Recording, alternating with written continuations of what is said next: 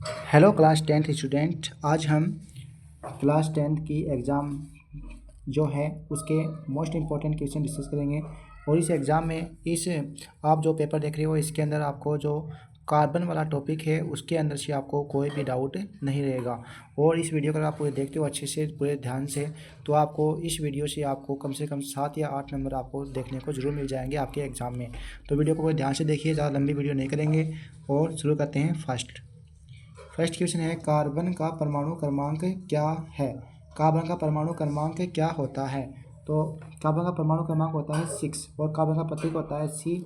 और कार्बन के 4 संयोजकताएं होती है और उन 4 संयोजकताओं को अगर हम हाइड्रोजन से भर दें तो ये सूत्र बन जाता है मेथेन का। और मेथेन का अणु सूत्र होता है CH4 और कार्बन का परमाणु क्रमांक होता है 6। अगला क्वेश्चन है, कार्बन के बाहरी कक्षक में कितने इलेक्ट्रॉन पाए जाते हैं? तो कार्बन का जो इलेक्ट्रॉनिक विन्यास होता है वो होता है 2 और 4। तो इसके जो बाहरी कक्षक है इसमें 4 इलेक्ट्रॉन पाए जाते हैं। नेक्स्ट क्वेश्चन है, कार्बन किस प्रकार के बंधन बनाता है? तो कार्बन जो बंध बनाता है वो बनाता है सहसंयोजी आबंध। कार्बन सहसंयोजी आबंध बनाता है। नेक्स्ट क्वेश्चन, सहसंयोजी बंध किसे कहते हैं? तो सहसंयोजी बंध क्या होगा? दो परमाणुओं के बीच इलेक्ट्रॉन युग्म की साझेदारी से जो बंध बनते हैं उन्हें बोलते हैं सहसंयोजक आबंध। अगला प्रश्न है, कार्बन में कितने अधिकतम सहसंयोजक आबंध बंध बना सकता है? तो कार्बन की संयोजकता होती है 4, तो कार्बन अधिकतम 4 सहसंयोजी आबंध बना सकता है। नेक्स्ट क्वेश्चन है, मीथेन का रासायनिक सूत्र क्या होता है? तो मीथेन का रासायनिक सूत्र मैंने अभी आपको बताया CH4। मीथेन का रासायनिक सूत्र CH4 होता है। और अगर मीथेन की संरचनात्मक सूत्र पूछे तो होगा C और सभी पर आ जाएंगे H। ये होता है मीथेन का संरचनात्मक सूत्र। नेक्स्ट क्वेश्चन है, एथेन का आणविक सूत्र क्या होता है? तो एथेन आता है 2 पर, तो इसका सूत्र होगा C2H6 और ये एल्केन समूह का है। अगला क्वेश्चन है, एथाइन में कितने त्रिआबंध पाए जाते हैं? तो एथाइन में एक त्रिआबंध पाया जाता है। एथाइन में एक त्रिआबंध पाया जाएगा। एथाइन में एथेन 2 कार्बन और तीनों इस दोनों में एक त्रिआबंध पाया जाएगा। अगला है, संरचनात्मक संभाव्यता किसे कहते हैं? तो कार्बनिक यौगिकों की संरचनात्मक संभाव्यता क्या होगा कि ऐसे सूत्र जिनके संरचना तो समान हो लेकिन उनके संरचनात्मक संभाव्यता यह होती है कि जिनके अणुसूत्र तो क्या होते हैं, समान होते हैं, लेकिन उनकी संरचनाएं अलग अलग होती हैं, उन्हें बोलते हैं संरचनात्मक संभाव्यता। जैसे हम पेंटेन का एग्जाम्पल लें तो पेंटेन में एक तो होती है नॉर्मल पेंटेन और एक होती है आइसोपेंटेन और एक होती है नियोपेंटेन। और सभी की संरचनाएं अलग अलग होती हैं लेकिन उन सभी के सूत्र क्या होते हैं, वो समान होते हैं, इसलिए इसे बोलते हैं संरचनात्मक संभाव्यता। अगला है, हाइड्रोकार्बन किसे कहते हैं? तो हाइड्रोकार्बन होगा हाइड्रोजन व कार्बन से बने यौगिकों को हाइड्रोकार्बन कहते हैं। अगला है, एथीन का सामान्य सूत्र क्या होता है? ये एल्कीन का समूह है तो एथीन का सूत्र होगा C2H4। एल्कीन में कार्बन से दुगने हाइड्रोजन होते हैं। अगला प्रश्न है, ब्यूटेन का आणविक सूत्र क्या होता है? ब्यूटेन चूँकि ये एल्केन है तो एल्केन का सूत्र होता है CnH2n+2। अब इसमें ब्यूट 4 पर आता है तो लिखेंगे C4H, फिर 2 गुना 2 2 दूनी 4 4 दूनी 8, तो इसका सूत्र हो जाएगा C4, ये हो गया 4 दूनी 8 और ये 10, तो ये हो जाएंगे यहाँ पर 10। C4H10 ये होता है ब्यूटेन का आणविक सूत्र। अगला है, हेक्सेन में कार्बन परमाणुओं व हाइड्रोजन की संख्या कितनी होती है? हेक्सेन की बात कर रहा है तो हेक्सेन में कार्बन परमाणु होते हैं 6। ये 6 होते हैं 3 और ये 3, 6 हो गए। और इसमें हाइड्रोजन कितने होंगे? हाइड्रोजन 3, और इसमें हाइड्रोजन होते हैं 3 3 6 2 8 2 10 2 12 2 14, तो इसमें 6 तो होंगे कार्बन। हेक्सेन में 6 तो होंगे कार्बन और 14 होंगे हाइड्रोजन। अगला है, प्रकार्यात्मक समूह की परिभाषा लिखिए। तो देखो, कार्बनिक यौगिकों में हाइड्रोजन को प्रतिस्थापित करने वाले तत्वों को बोलते हैं विषम परमाणु। और वे विषम परमाणु और प्रकार्यात्मक समूह हैं जो कार्बनिक यौगिकों को विशिष्ट गुण प्रदान करते हैं, उन्हें बोलते हैं प्रकार्यात्मक समूह है। ठीक है, और ये इसकी लंबाई पर निर्भर नहीं करता है। अगला है, जैसे प्रकार्यात्मक समूह का एग्जाम्पल हो गया एल्कोहल हो गया, है ना, कार्बोक्सिलिक अम्ल समूह हो गया, प्रोपेनॉन कीटोन हो गया, है ना, और ये सभी क्या है, ब्रोमीन हो गया, ब्रोमो हो गया ना, आयोडो हो गया, ये सभी प्रकार्यात्मक समूह हैं। अगला है, एल्कोहल का प्रकार्यात्मक समूह क्या होता है? तो एल्कोहल का प्रकार्यात्मक समूह होता है OH। अगला प्रश्न है, एल्डिहाइड का कार्यात्मक समूह क्या होता है? तो एल्डिहाइड का कार्यात्मक समूह होता है C डबल बॉन्ड O और H CHO। अगला क्वेश्चन है कीटोन का कार्यात्मक समूह क्या होता है?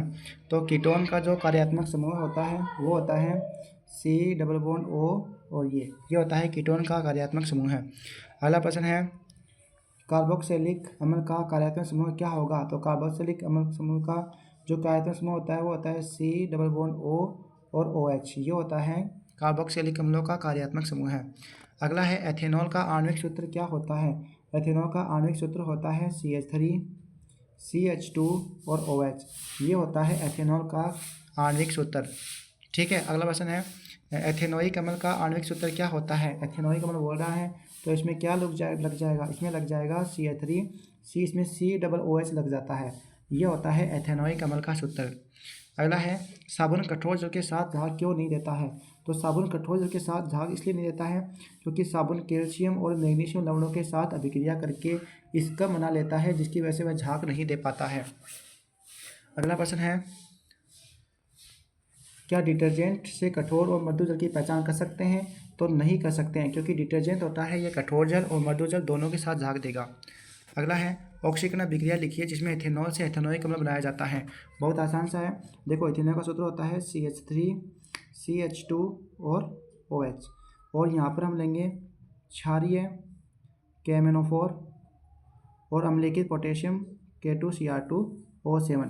इसकी उपस्थिति में अभिक्रिया बनेगी CH3COOH। इसमें क्या होता है कि अल्कोहल में ऑक्सीजन जुड़ जाता है और एसिटिक अम्ल बन जाता है, इसलिए इसको ऑक्सीकरण अभिक्रिया कहते हैं। अगला प्रश्न है एस्टिकरण की अभिक्रिया में क्या बनता है? तो एस्टिकरण अभिक्रिया में एस्टर का निर्माण होता है। एस्टिकरण अभिक्रिया में क्या लेते हैं हम? CH3 COOH एथेनोइक अम्ल प्लस में CH3 CH2OH। इसकी अगर अभिक्रिया कराएंगे अम्ल उत्प्रेरक की उपस्थिति में तो बन जाएगा CH3 C double bond O और O C2H5, साथ में बनेगा H2O। इसको बोलते हैं एस्टर। तो एस्टर का निर्माण होता है और एस्टर की गंध मृदु होती है और एस्टर का उपयोग इत्र बनाने में किया जाता है। इस अभिक्रिया को बोलते हैं एस्टरीकरण। अगला है एस्टर की गंध कैसी होती है? तो मैंने बताया अभी एस्टर की गंध मृदु होती है, फलों की जैसी होती है और इसका उपयोग इत्र बनाने में करते हैं। अगला है मीथेन और इथेन किस वर्ग के यौगिक हैं? तो मीथेन और इथेन पूछा है तो प्यारे बच्चों मीथेन और इथेन है ये एल्केन वर्ग के यौगिक हैं। अगला है कार्बन का कौन सा रूप विद्युत का चालक है? तो कार्बन का ग्रेफाइट होता है ये विद्युत का सुचालक होता है क्योंकि इसमें मुक्त इलेक्ट्रॉन पाए जाते हैं और ग्रेफाइट का आप चित्र बना सकते हो। अगला है हीरा की आकृति कैसी होती है? तो हीरा की आकृति होती है चतुष्फलकीय। हीरा की आकृति चतुष्फलकीय होती है, इसका भी आप हीरा का चित्र बना सकते हो, अभी किताब में दिया हुआ है। अगला है ऑक्सीकारक किसे कहते हैं? बहुत ही अच्छा प्रश्न है। ऑक्सीकारक वे पदार्थ जिनमें ऑक्सीजन देने की क्षमता होती है, वे पदार्थ जिनमें ऑक्सीजन देने की क्षमता होती है उन्हें ऑक्सीकारक बोलते हैं। जैसे दो ऑक्सीकारक के नाम बताऊँगा आपको मैं, एक तो होता है क्षारीय पोटेशियम परमैंगनेट और एक होता है अम्लीकृत पोटेशियम डाइक्रोमेट। ये सभी क्या हैं? ये सभी ऑक्सीकारक हैं। अगला है फुलेरिन की खोज सहसंयोजी आबंध किसे कहते हैं? मैंने बताया कि दो परमाणुओं के मध्य इलेक्ट्रॉन युग्म की साझेदारी से जो आबंध बनता है उन्हें सहसंयोजी आबंध कहते हैं। अगला प्रश्न है प्यारे बच्चों फुलेरिन की खोज किसने की? तो फुलेरिन की खोज करने वाला जो वैज्ञानिक था वो था बंकमिस्टर फुलेरिन। कौन सा था? बंकमिस्टर फुलेरिन। इसने फुलेरिन की खोज की थी और फुलेरिन की आकृति फुटबॉल के समान होती है।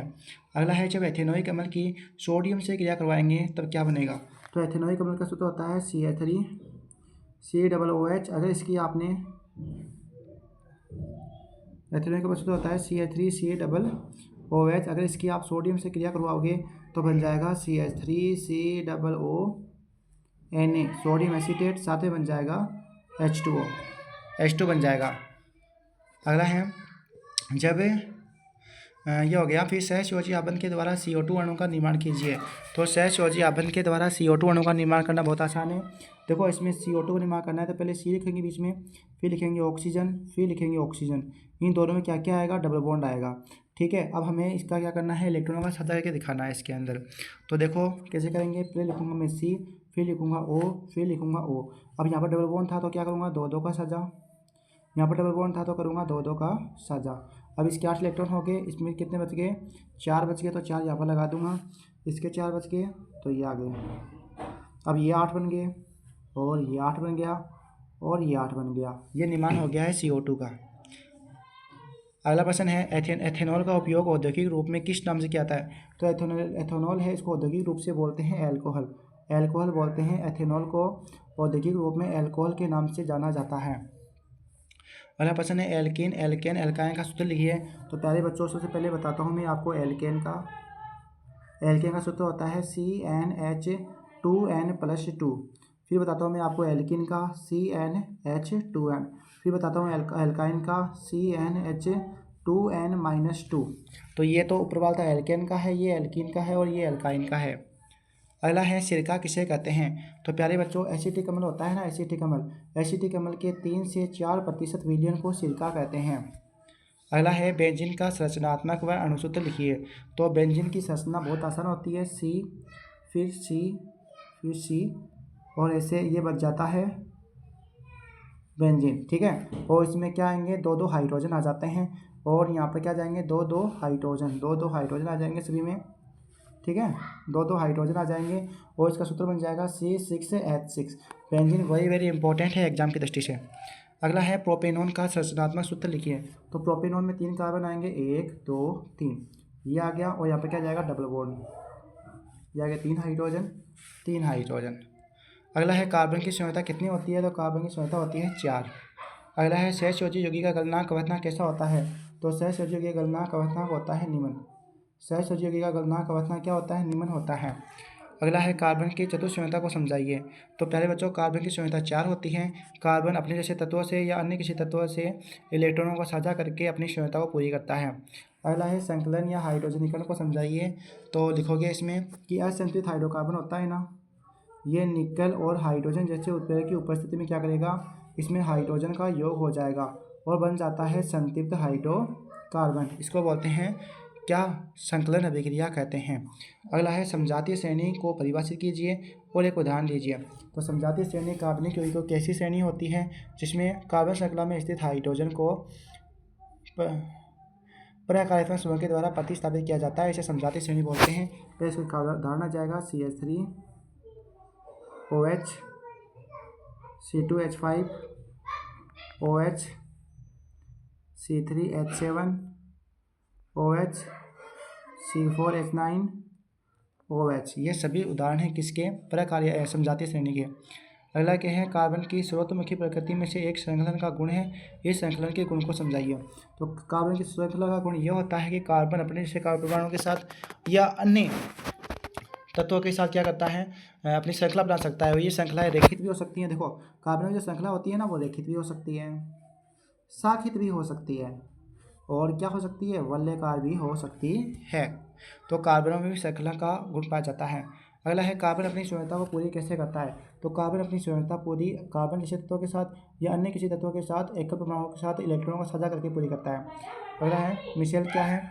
तो मिशेल क्या होता है कि साबुन के अणु के 2 साबुन का जो अणु होता है उसके 2 सिरे होते हैं, एक होता है आयनिक सिरा और एक होता है हाइड्रोकार्बन वाला सिरा। आयनिक सिरा होता है ये जलदागी होता है और हाइड्रोकार्बन सिरा होता है जल विरागी होता है। जब साबुन के अणु को पानी में मिक्स करते हैं, जब साबुन को पानी में घोल कर मिलाते हैं, फिर उसमें मैले कपड़े को डालते हैं, तो ये मिशेल के अणु अपने आप को इस प्रकार से व्यवस्थित करते हैं कि इसका हाइड्रोकार्बन सिरा तो बाहर की तरफ रहता है और आयनिक सिरा जल के अंदर की तरफ रहता है। लेकिन तेल के चारों ओर अपने आप को इस प्रकार व्यवस्थित कर लेते हैं कि इसका जो आयनिक सिरा होता है वो मेल से बाहर की तरफ रहेगा और हाइड्रोकार्बन सिरा मेल के अंदर की तरफ रहता है। और जब इसको निचोड़ते हैं, रगड़ते हैं, पीटते हैं, तो ये क्या करता है, उसके साथ बाहर निकल जाता है। ये होता है मिशेल।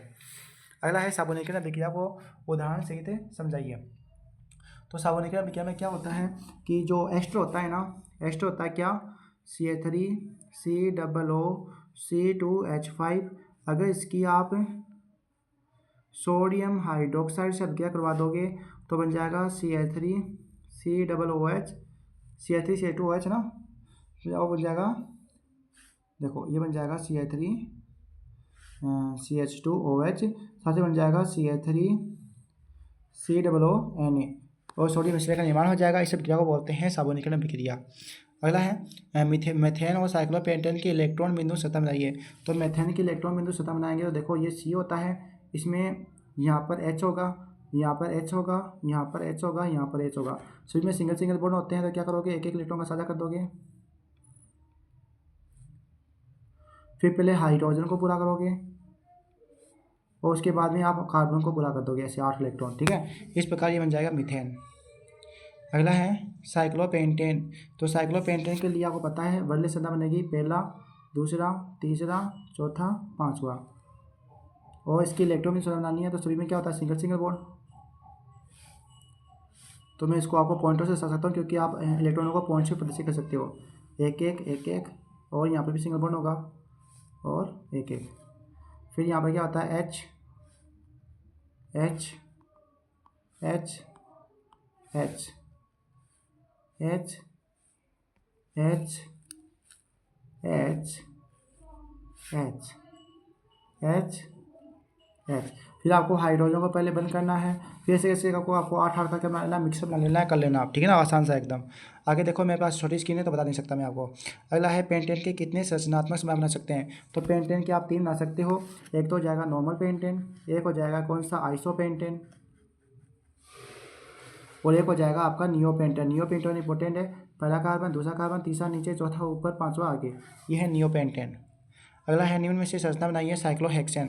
तो साइक्लोहेक्सेन आसान सा है, 6 कार्बन आएंगे ऐसे, और सभी में क्या जाएगा, सिंगल बॉन्ड। अगला है कि साइक्लोब्यूटेन। साइक्लोब्यूटेन में 4 कार्बन बनेंगे ऐसे। अगला है प्रोपाइन। प्रोपाइन में 3 कार्बन होंगे, पहला, दूसरा, तीसरा, और क्या लगा दोगे, ट्रिपल बॉन्ड लगा दोगे। और लास्ट है प्रोपेन। प्रोपेन में क्या होगा, पहला, दूसरा, तीसरा, ये आपका बन गया प्रोपेन। तो ये होता है आज का पूरा पेपर। आपको वीडियो पसंद है, वीडियो को लाइक करिए, चैनल को सब्सक्राइब करिए, वीडियो को अपने दोस्तों को शेयर करिए। धन्यवाद।